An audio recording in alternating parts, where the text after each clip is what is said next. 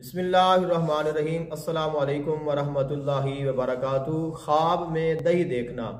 तो ख्वाब में दही देखना, अगर आप मीठी दही देखते हैं तो ये खुशी की अलामत है, और अगर आप कड़वी दही देखते हैं तो ये गम की अलामत है। अब दही के एतबार से कई ताबीरात हो सकती हैं कि आप दही जमाते हैं, या आप दही फ़रोख्त करते हैं, या आप दही खरीदते हैं, या आप दही खाते हैं, या आप दही जो है इसको बनाते हैं, या आप दही खाते हैं वो मीठी है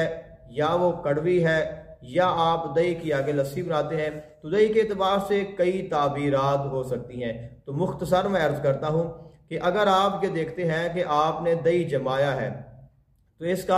इसकी ताबीर ये है कि आप कोई ऐसा काम करेंगे या आप कोई ऐसा काम कर रहे हैं कि जिसके साथ खुशी और गम दोनों की अलामत हो सकती है, या आप कोई ऐसा काम करेंगे कि जिस काम की वजह से आपको खुशी हासिल होगी, या कोई ऐसा काम है कि जिसके साथ आपने की उम्मीद लगाई है और उस काम में दोनों चीज़ें हैं कि या तो आप उसमें कामयाब होंगे या आप नाकाम होंगे, लेकिन बिल आखिर आपकी जो नीयत है उसके मुताबिक आपको कामयाबी हासिल होगी। और अगर आप बाज़ार से या कहीं से दही खरीदते हैं तो इसका मतलब ये है कि आपको किसी न किसी जानब से कोई ना कोई खुशी हासिल होगी और आप कोई ना कोई माली फ़ायदा हासिल करेंगे। अगर आप ये देखते हैं कि आप दही को फ़रोख्त करते हैं तो इसकी ताबीर ये होगी कि आपको कोई ना कोई खुशी तो मिलनी थी या मिल सकती थी, या आपको कोई खुशी मिली थी, लेकिन आपकी किसी गलती की वजह से या आपकी गफलत की वजह से आप उस खुशी से महरूम हो जाएंगे। अगर आप ये देखते हैं कि आपने दही खाया है और दही मीठा है तो इसकी ताबीर ये है कि आपको खुशी हासिल होगी, माल हासिल होगा, और आपको